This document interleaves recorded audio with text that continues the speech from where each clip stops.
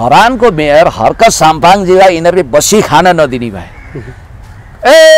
घेराबन्दी गरेका छन्। यो एक ढङ्गले भन्ने हो भने इन्डो वेस्टबाट प्रायोजित देशभित्रका दक्षिणपन्थी अतिवादी धार्मिक कट्टरता अपनाउने कट्टरपन्थीहरू र धर्मान्धहरूले धर्मयुद्ध मचाउनको लागि हतियारको रूपमा हर्क साम्पाङजीलाई डोजर चलाउन खोजिरहेका छन् र उनीहरूले केही गर्न बाँकी राखेनन्। बिचरा अब हर्क साम्पाङजीलाई बस्न खान नै दिएका छैनन्।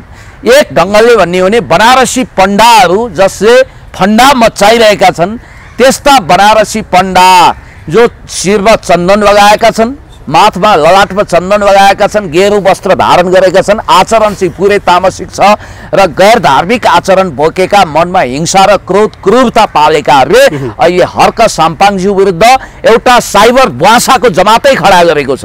यो किन यसरी निर्मम ढङ्गले निर्मम तरिकाले हर्क साम्पाङमाथि किन बारम्बार जाय लागिरहेका छन् के? सिधा कारण छ। एउटा कुरा के छ भने कतै तपाईले बेनिफिट अफ डाउट लिनुहोस्, यिनै बनारसी पण्डाहरूलाई मोदीले परिचालन गरेर मोदी र योगीका ले छोडेका छौडा जस्ता यी हाकार गर्ने यी विभिन्न किसिमले मिसिनरीमा चल्ने क्रिस्चियन मिसिनरी र याद गर्नु होला हिन्दू अतिवादीहरूको काहीँ न काहीँ सालनालसँगै जोडिन्छ भनेर भारतीय इतिहासकार रामचन्द्र गुहाले भनेका छन्। त्यो आधारमा कतै यिनीहरूले सेटिङ गरेर हामी मन्दिर छेउमा चर्च बनाइदिन्छौँ अनि हर्कजीलाई तेरो कारणले त्यो चर्च बन्न खोजेको हो, त्यो डिपार्टमेन्टल स्टोरको लागि पास गरेको जग्गामा चर्च बन्यो, त्यसलाई भत्काइदिए भनेर प्रवोक गर्छौँ। सोझो राईको छोरो हो, बकिएर भत्काइदिए भने धार्मिक युद्ध हुन्छ, रक्तपात हुन्छ। नरह्यो बास नबज्यो बाँसुरी। जब रोम जलिरहेको थियो निरो भन्ने एउटा सम्राटले बाँसुरी फुकेर परपीडक आनन्द लिइरहेको थियो भने जस्तै देशमा हिंसा क्रूरता तनाव झडप र लाखौं मान्छे मरेपछि यो देश फेल्ड स्टेट भएपछि उनीहरूलाई स्वार्थको द्वन्द्वको आगोमा आफ्नो स्वार्थको रोटी सेक्न सजिलो हुन्छ। पश्चिमाहरूको अस्ति पनि मैले तपाईँलाई भने पश्चिमाहरूको हिडन इन्ट्रेस्ट यो देशलाई युगोस्लाभिया जस्तो टुक्रा टुक्रा बनाएर नेपाललाई बफर स्टेट अथवा नेपाललाई एक ढङ्गले परेड ग्राउन्ड बनाएर ककपिट बनाएर चाइना हान्ने उनीहरूको योजना छ।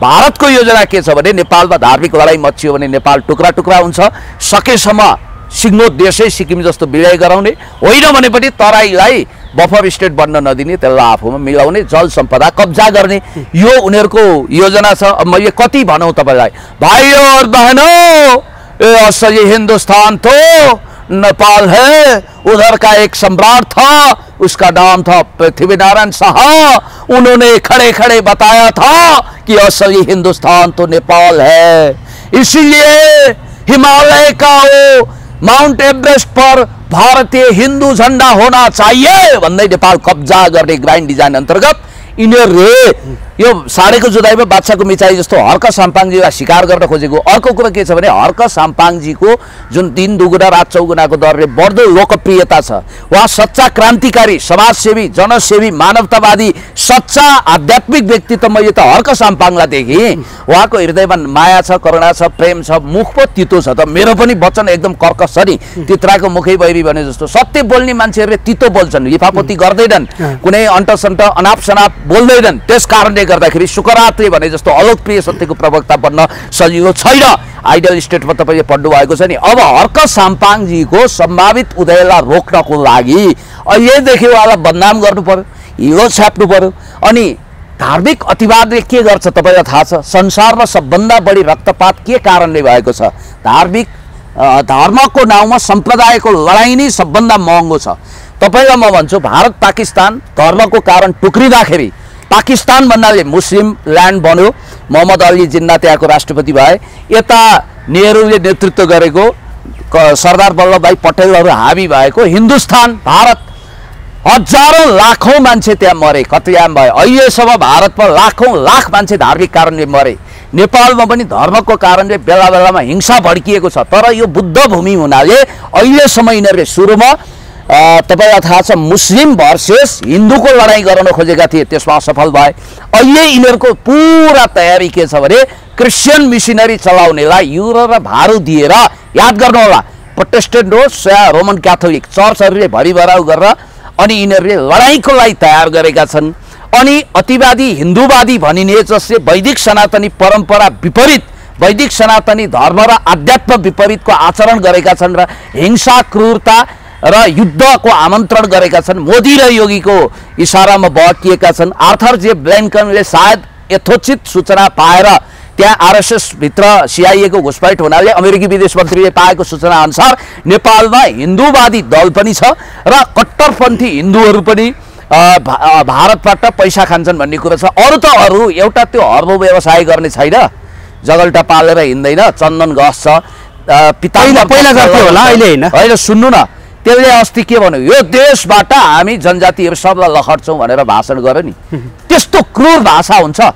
जनजाति, आदिवासी, मूलवासी, धरतीपुत्र यो देशमा हामी सबै जात जातिहरू वी आर अल नेप्लिज पिपलको भावना र विचार अनुसार बाँचिरहेका छौँ। तपाईँमा कट्टरपन्थ छैन, तपाईँ राईको छोरो, म एउटा ब्राह्मण पुत्र, जात अथवा जे भयो नि जन्मले, तर तपाईँले मेरो विचार लिनु भएको छ नि त। यो हो धार्मिक सहिष्णुता र धार्मिक स्वतन्त्रता भनेको। त्यसले के गरौँ, विगतमा हुँदै नभएको नक्कली जग्गा देखाएर मान्छे सब 5 करोड ठग्यो कि ठगेन? अनि त्यस्तो मान्छेले या धार्मिक लडाइँ मचाउँछु भन्ने अनि आफैलाई गोली ठोक्ने यो बनारसी पण्डा जो तपाईँलाई थाहा छ धार्मिक लडाइँ मचाउन कति उद्धत छ र भारतमा गएर कन्याकुमारीमा गएर त्यहाँका योगी र मोदीहरूसँग फोटो खिच्दै आदि इत्यादि काम पनि गरेको छ। आफैलाई गोली ठोक्न लगाएर MNO को कार्यकर्ता जो क्रिस्चियन छन् उनले ठोके गोली, अब क्रिस्चियन विरुद्ध जानुपर्छ भनिरहेको छ। र याद गर्नु, त्यो बापत उसलाई जेल पनि हालिएको थियो, पछि सेटिङमा छुटाए र याद गर्नु होला। त्यति मात्रै होइन, त्यो मान्छेले अहिले बोलेको कति दुष्ट वचन छ। अब हर्क साम्पाङलाई देखाएर उसले के भनिरहेको छ भने अब यो चर्च भत्काइन्छ र नेपालमा दोस्रो बाबरी मस्जिद काण्ड हुन्छ भनेको के भने 90 को दशकमा हिन्दू अतिवादी RSS र मुस्लिमहरूको दंगा हुँदाखेरि त्यहाँ कति मान्छे मरे, त्यस्तै रक्तपात मचाउन चाहन्छन्। म देख्छु लाल लाल नयन छ, नेत्र छ, आग्नेय नेत्र छ, हिंसा छ, क्रूरता छ, तामसिक वृत्ति छ, कालो जादु टुना मुना अथवा अघोर साधना गरे जस्ता छन्, शान्त छैनन्, शीतल छैनन्, क्षमाशील छैनन्, करुणा निदान छैनन्, हिंसा गर्छन्, ठगी गर्छन्, लुटपाट गर्छन्, चेलीबेटी देख्नु हुँदैन, विदेशी पैसा खान्छन्। त्यसताले हिलोमा धुलोमा अनि चटाईमा गुन्द्रीमा बसेर कुनै 5 स्टारमा लन्च डिनर नगरिकन कोका खोलाको पानी ल्याएर काका कुल धरानवासीलाई खुवाएर महान पुण्यको काम गर्ने, धर्म भनेको त त्यो हो, त्यो काम गर्ने, रुख रोप्ने, प्रकृतिको सेवा गर्ने र हृदयमा मन मन्दिरमा भगवान सजाउने र हिन्दू भनिने वैदिक सनातनीहरूको पूजा आजामा पनि गइदिएको छ, बसेको छ, धार्मिक सहिष्णुता देखाएको छ र आफ्नै परम्परालाई सम्मान गरेको छ। किरातेश्वर महादेवको पनि दर्शन गरेको छ। म सुन्दैछु केही समयपछि उहाँ भगवान श्री पशुपतिनाथको मन्दिर पनि आउँदै हुनुहुन्छ र खोटाङको हलेसी महादेवको मन्दिरमा पनि जानुहोला, श्री विष्णुको, ब्रह्माको, हनुमानको सबैको दर्शन गर्नुहुन्छ र त्यो आशा गरौँ सर। म आशा गरौँ। अनि अर्को कुरो, उहाँले के गल्ती गर्नु, उहाँले धरानवासीलाई निट एन्ड क्लिन धरान बनाइदिन्छु भन्ने प्रतिबद्धताका साथ अहिले हरियो हराभरा धरान बनाउने सपना पुरा गर्दै हुनुहुन्छ। अनि उहाँले 1 रुपैयाँ नखाइकन भ्रष्टाचार नगरिकन काम गरिरहनु भएको छ। हुन त हेर्नु, चन्दाको धन्दा गरेको, करोडौं कमाएको, जातिवाद लागू गरेको, साम्प्रदायिक भएको, यहाँ त्यहाँ पुराना पोस्टहरू चिहानबाट खनेर ल्याएर देखाएर हर्कजीको बदनाम गर्नेहरूको कमी छैन, तर त्यो पुराना कुरा बितिसके, उहिलेका कुरा खुइले, अब नयाँ तरिकाले सोच्नुपर्छ। धर्मनिरपेक्षता भनेर संविधानमा हर्क साम्पाङजीले लेख्दै हो, कसले लेख्यो हो त्यसलाई भन्नु न। हो हामी त भन्छौँ सर्वधर्म समभाव, सर्वै भवन्तु सुखी र सर्वै सन्तु निरामयको मान्यता अनुसार नेपाल वैदिक सनातनी देश हुनुपर्छ, धार्मिक स्वतन्त्रता र सहिष्णुता हो। इजरायल स्थापना गर्न जसरी अतिवादी यहुदीहरूले वास्तविक ड्रिमल्यान्ड, हाम्रो ड्रिमल्यान्ड जेरुसलेममा छ भनेर इजरायल कब्जा गरे, त्यसै गरी नेपाल कब्जा गर्ने ग्रान्ड डिजाइनको सबभन्दा ठुलो बाधक भोलि हर्क साम्पाङ हुन्छन्। यिनीहरूले यो देखिसके भोलि हर्क साम्पाङको सम्भावित उदय रोक्नको लागि हर्क साम्पाङ, हर्क थापा, हर्क बस्नेत वा हर्क गौतम अथवा केही भइदिएको भए यति विधि प्रहार पनि नहुन सक्थ्यो। मैले जातीय कुरो गरेको होइन, माफ गर्नुहोला, मैले यो देखेको छु। र उहाँ स्पष्ट वक्ता हो, सफा मनको हुनुहुन्छ र उहाँ स्वच्छ छविको हुनुहुन्छ, जनपक्षी हुनुहुन्छ। र मैले एउटा भनेकै छु त, नीति कथा वैदिक सनातनी परम्परा अनुसारको माया, प्रेम, करुणा, विश्वास, सद्भाव अनि अहिंसा अनि त्यसपछि क्षमाशीलता करुणाको सञ्चार गरिरहनु भएको छ उहाँले। र मरेपछि एउटा बनारसी पड्डा टाइपको धर्मभीरु डबल स्ट्यान्डर्डवाला अत्यन्तै क्रूर क्रोधी तामसिक भोजन गर्ने भित्र स्त्रीहरू विरुद्ध पनि हातापाई गर्ने र अमानवीय शोषक लुटेरा हत्यारा चाहिँ नर्क जान ठिक्क परेछ। यहाँ मन्दिरमा जय शम्भो भन्दै श्री कृष्ण गोविन्द हरे मुरारे हे नाथ नारायण वासुदेव अनन्त गोविन्द भन्दै यहाँ भजन गाउने कीर्तन गर्ने मान्छे झन्डै नर्क खस्न खोजेछ। अनि अर्को चाहिँ हर्क साम्पाङ जस्तै हुनुहुँदो रहेछ। ठ्याक्कै उहाँ चाहिँ हृदयमा माया प्रेम करुणा प्राणीको रक्षा गर्ने रुख रोप्ने प्रकृतिको संरक्षण गर्ने मन मन्दिरमै भगवान्लाई सजाउने मानसिक गङ्गामा नुहाउने गरिबको सेवा गर्ने मानवतावादी काम गर्ने धर्म मान्छेको लागि हो मान्छे धर्मको लागि होइन। मान्छेले आध्यात्म धर्म भनेको जगत कल्याण र शान्तिको लागि खडा गरेको एउटा महान काम हो कुरा हो। एक ढङ्गले यसमा दर्शन होइन यो संस्कार हो पूजाविधि पनि हो परम्परा हो हाम्रो जीवन दर्शन हो। र त्यो मान्छे चाहिँ स्वर्ग गयो तर नारद मुनिले बिन्ती गरेको हुनाले त्यो धर्मभीरु यहाँका हुन्छ नि विषाक्त तरकारी बेच्ने डेट एक्सपायर दबाई बेच्ने हिंसा गर्ने हतियार बेच्नेहरू धर्म कर्म गर्दैमा स्वर्ग जाँदैनन्। र त्यो अर्को अदम चाहिँ भगवानको कृपाले फेरि मनुष्यको जुनीमा एकचोटि फर्किन पाएछ। यो कथा हामीले योभन्दा अगाडिको एपिसोडमा पनि हामीले भनिसकेको छौँ जानकारी गराइसकेको छौँ। म अन्तिममा छु सर। अब यस्ता प्रकरणहरू बेला बेला आउने गर्छ अनि त्यो त्यतिकै बिचमा सिराएर जाने पनि गर्छन्। कुनै प्रकरणहरूले अलिकति उग्र रूप लिने पनि गर्छ। अब योभन्दा अगाडिका जति पनि प्रकरणहरू थिए ती प्रकरणहरू बितेर गए सकिएर गए अथवा त्यो आफ्नो आफ्नो ठाउँमा छ। अब अहिलेको यो घटनाक्रम चाहिँ अब यसको सेफ ल्यान्डिङ के होला तपाईँको मनमा लागेको होइन आउँछ होइन यो झन् चर्काउँछन्। साम्पाङजीको ज्यान यिनीहरूले खतरामा पार्छन् है। सबैले विचार गरौँ। सबै देशभक्त दाजुभाइ दिदीबहिनीहरू कैलाश पहाड जस्तै शिरमा ढाका टोपी लगाउने दौरा सुरुवाल लगाउने यो देशको देशभक्त सच्चा अध्यात्मवादी वैदिक सनातनी सबैलाई माया गर्ने कसैलाई काखा पाखा नगर्ने विभेद नगर्ने सच्चा व्यक्तित्व हर्क साम्पाङलाई कथित क्रिस्चियनको बेल्ला भिराएर यिनीहरूले आक्रमण गर्दैछन्। प्रश्न उठिसके पछाडि केही दिन अगाडि मात्रै त्यहाँ सेउती पुलमा होइन सेउती पुल नै जस्तो लाग्यो मलाई। त्यो सेउती पुलमा एकजना सशस्त्र आक्रमण हुँदाखेरि एकजनाले ज्यान गुमाएका छन् होइन। विराटनगरतिरको एकजना चौधरी थरका जो व्यक्ति हुनुहुन्थ्यो उहाँ चाहिँ एकजना आफ्नो केटी साथीसँग धनकुटातिर गएर फर्किँदै गर्दाखेरि सेउती पुलमा आक्रमण भएर उनको ज्यान गएको छ।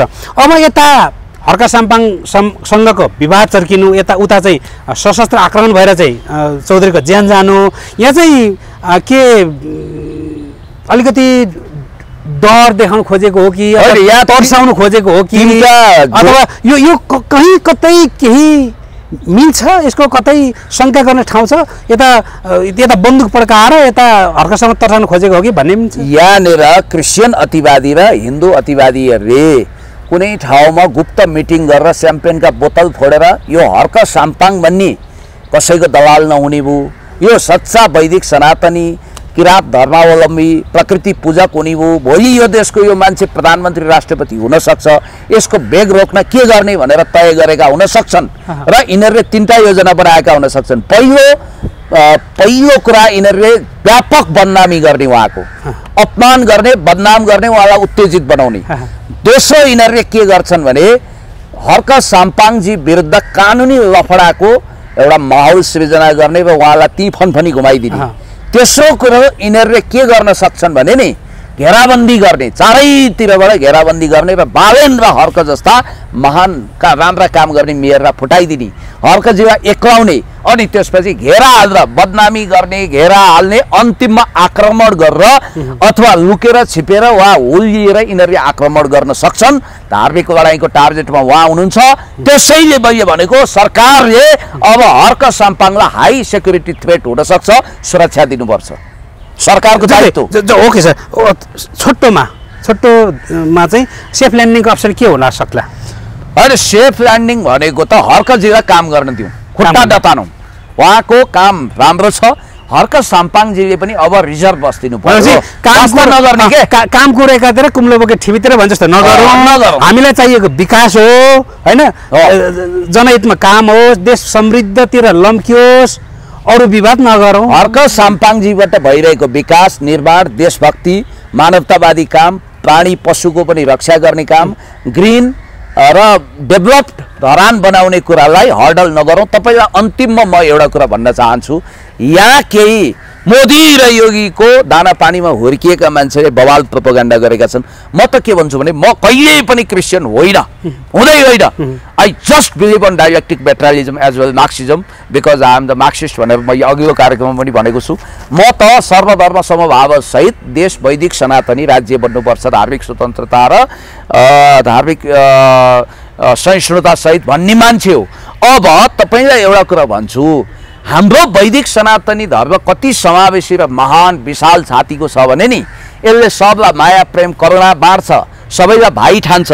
तपाईँ भारतको कुरा गर्नुहुन्छ, भारत हिन्दू राष्ट्र हिन्दुस्तान भन्छ, नेपाल कब्जा गर्न खोज्छ, तर त्यो देशमा याद गर्नुहोस् चर्च मन्दिर र मस्जिद एउटै भवनमा आन्ध्र प्रदेशमा तपाईँ देख्न सक्नुहुन्छ। ल यो एउटै भवनमा हेर्नुहोस्, चर्च मन्दिर र मस्जिद तीनटा एउटै मस्जिद एउटै छानो, हाम्रो वैदिक सनातनीको मन्दिर र क्रिस्चियनहरूको चर्च।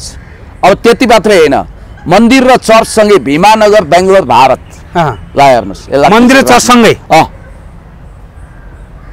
भनेपछि यो त नेपालमा बन्द कुनै यो होइन, यसको मतलब सँगै बनाउनु पर्छ भनेको होइन, त्यहाँ छ भन्ने कुरो। चर्च बनाउनु नि न्यू खोज्ने र हिंसा निम्ताउनको लागि भित्री कारण सृजना गर्ने षड्यन्त्रकारी अभियान हो। तर यहाँ भारतमा पनि त रहेछ नि, यो बनारसी पण्डाहरूले यो देख्नु पर्दैन। र याद गर्नु होला, जो भगवानको पवित्र मन्दिर छ त्यो मन्दिरमा पूजा गर्न केही बाधा अडचन छैन। अब मस्जिदमा आफ्नो खालको पूजा विधि चलेको होला, के होला, यो सबै वैदिक सनातनी भित्रकै किरात, जैन, बुद्ध, बोन, सिख अथवा यो जति पनि अरू त धर्मै होइन, क्रिस्चियन पनि धर्म होइन, मुस्लिम पनि धर्म होइन, अनि अरू धर्मै होइन, धर्म केवल जस्तो हिन्दू, यो सबै पूजा विधि हो। पूजा विधि, संस्कार, संस्कृति भन्नु एउटा कुरा हो। महान आध्यात्म अनादिकालदेखि सृष्टिकालदेखि वेदबाट निश्रित आचरण भनेको वैदिक सनातनी हो। वैदिक सनातनीले सबैलाई तोड्दैन, जोड्छ, हिंसा र युद्ध गर्दैन, फुटाउँदैन। धर्म मान्छेको लागि हो भन्छ, आध्यात्म मान्छेको लागि हो भन्छ, आध्यात्म र धर्मको लागि मान्छे होइन भन्छ। पहिला देश, अनि महान रीतिथिति परम्परा, अनि हाम्रो संस्कार, अनि आध्यात्म हृदयमा हुन्छ, संस्कारमा हुन्छ, संस्कृतिमा हुन्छ, यसको विश्वव्यापी चरित्र हुन्छ। एक मात्र संसारको धर्म वैदिक सनातनी धर्मको रक्षा गरौँ र हामी अगाडि बढौँ। हर्क साम्पाङजी पनि त्यसमा सहमत हुनुहुन्छ।